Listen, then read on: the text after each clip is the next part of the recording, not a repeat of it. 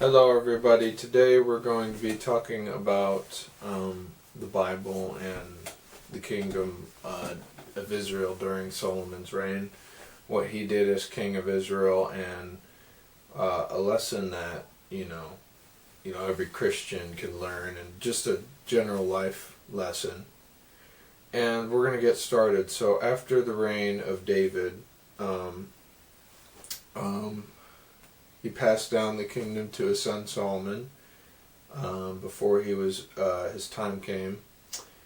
And when David gave him the kingdom and set it all up for him and had all the elders and the scribes and the princes of Israel, and they all, basically like a president of the United States, like swearing in kind of thing, he gave him a couple tasks for him to do after that before he passed away.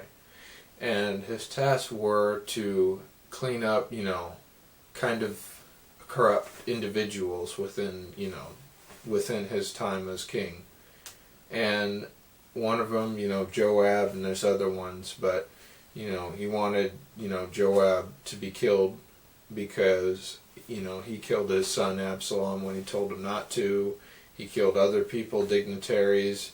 And he kind of just took matters to his own hands and like a personal, disobeying the king. So that's basically why David, told his son, when you're king, I want you to do this. Because he didn't want to do it himself, because these were people, that he worked with, but he had his son finish the job. So upon entering the kingdom, that is basically what he did. He executed them. And before Solomon became king, David wanted to build a temple basically for God. He wanted to build a temple in Israel because at the time, basically, obviously everybody knows, God doesn't dwell in a temple or in a little tent. But he wanted to build a temple for his glory, basically, to give glory to God, to give people a reminder, but not that God needs a temple or anything, but he just wanted to build one as a reminder of faith in God. But originally it was a tent. He wanted to basically give it an upgrade, So he decided he wanted to build the temple, but God wouldn't let him. He told him that he would not build the temple because he was a man of war. He had many wars, and he wanted somebody to be like diplomatic and in a time of peace to build his temple, essentially. So the plans were all set up by David during his kingdom, and basically when he passed away and Solomon took over, he basically enacted what his father had passed down for him to do. And so I don't know if it was over a course of 13 years or something, but over a course of time they had built the temple. And basically how like a president would be at the White House, after they sign something, and they'll be like, people are over there. So basically they had like a ceremony at the temple, and they basically, announcing everything and showing off and, stuff like that, and giving glory to God. And, upon that time, they had a sacrifice set up, and God rained down, fire upon the sacrifice, and basically, how do I say it? I'm sorry. I'm at a little loss of words, but basically when Israel was being led out of Egypt, he sent like a cloud of fog out in the sky to lead them towards where they go, towards the Red Sea. So the cloud would go and then they would move. So basically put that in the temple, like his presence is there.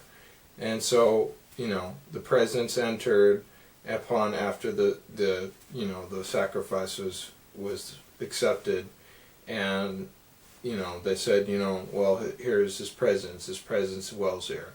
And so basically from that point on, the temple was looked upon, when people would do something, they'd look upon the temple and they'd remember God, and basically pray for forgiveness and everything. Not that you really need a temple, but it was just to, glorify God and to set up a better place for, the sacrifices. Because back in the day, they used to do like sacrifice stuff. And instead of doing it around a tent, they went and did it in the temple. And so after Solomon built the temple, he had his own castle, or well, not castle, but he had his own palace built and everything was prosperous and going well in Israel. And before the temple was built, God asked, Solomon, what do you want? He asked him in a dream, what would you like? And instead of asking for riches or success or any fame, anything, he asked for wisdom.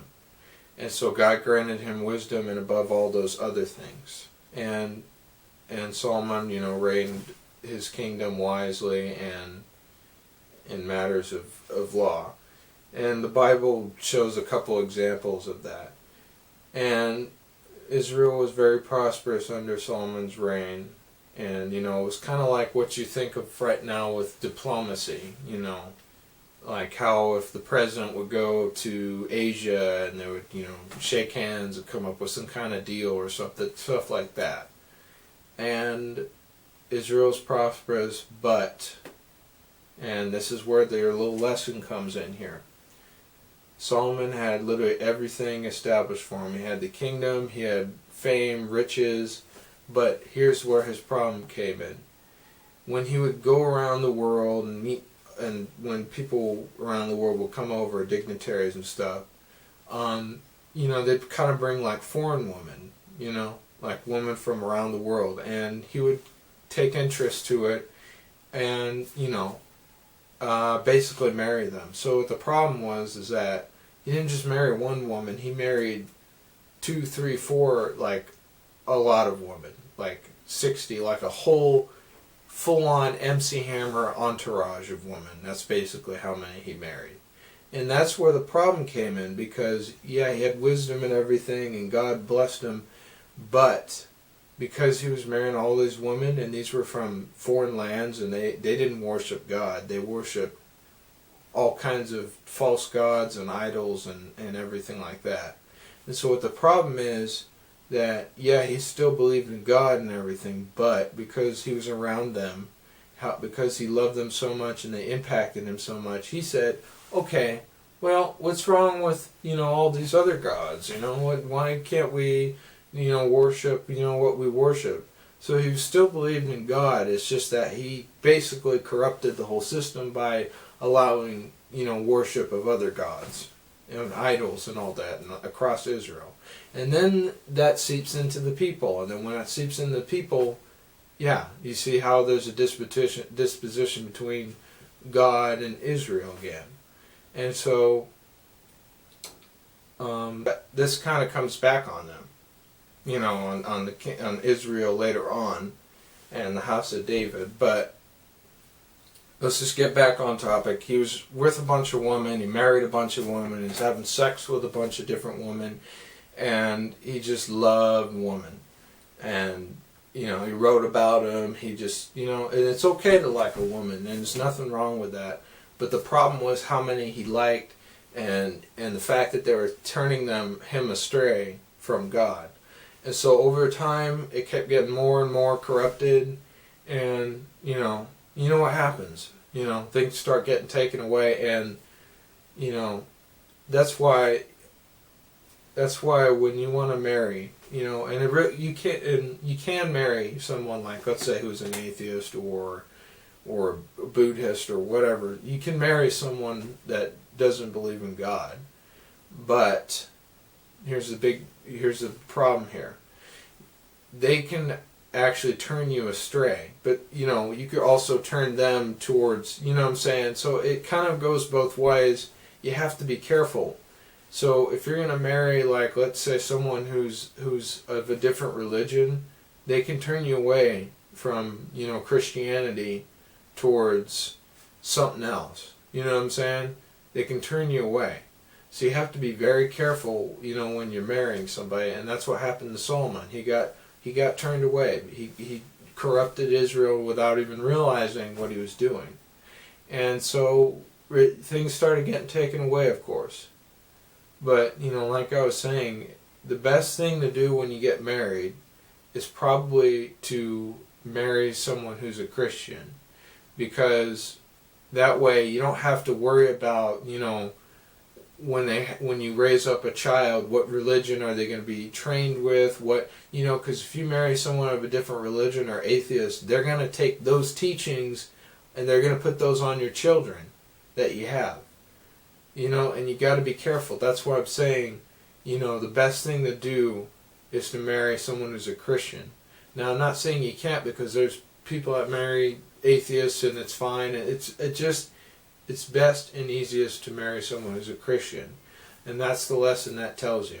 But another lesson, and that's pretty big, and there's people that have polygamous relationships and they're fine, but then there's people that have polygamous relationships and it's a mess. But I'm just saying it's best to only be with one woman, to be monogamous. And that's actually what God wants. It says that in the Bible plenty of times, to marry one woman. Now, of course, in the Bible, some people married more than one woman, but I'm just saying, in essence, it's best to marry only one woman, because you should only be able to take care of one. But if you can take care of 2 or 3 or 4, then okay, I guess. But I'm just saying it's best to only marry one woman. And I'm not trying to say anything judgmental. I'm just saying that's just the safest thing to do, the best thing to do. And really, I'm just going to say something. You could have sex with more than one woman, like 2 women or 3 women or whatever, at like same time or whatever. Or just do stuff with all kinds of different women, right?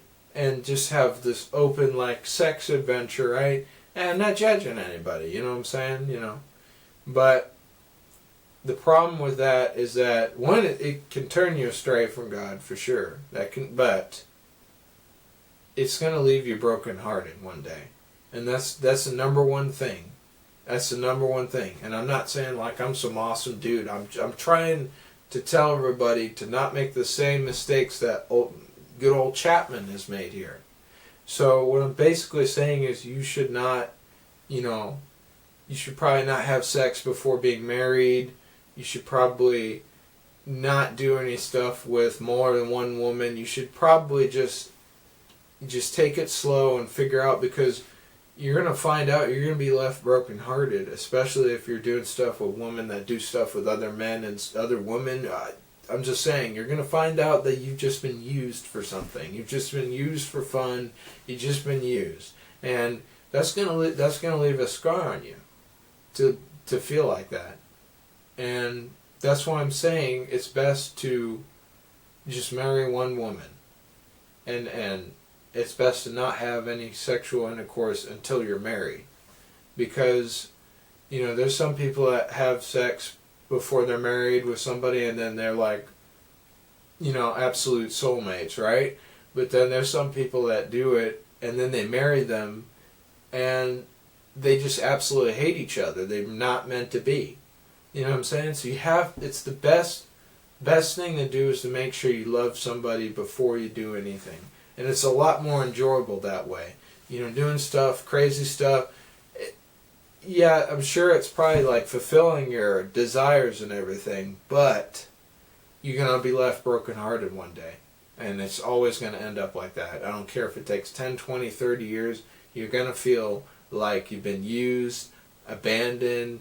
And that's why I'm saying, just don't let, the things of the past, keep you away from God, especially. If you've been doing any kind of crazy polygamous stuff, you can always step aside and always turn to God, and you can always find somebody who's fulfilling for you.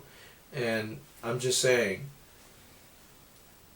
it's just best to not do anything until you're married, and it's best to be with someone who's a Christian. But like we were talking about foreign women. When we're saying foreign, we're not saying like people of different ethnicities or cultures or whatever, or different regions. We're saying different religion. That's what that means. You can marry someone from half across the world and they're just as Christian as you.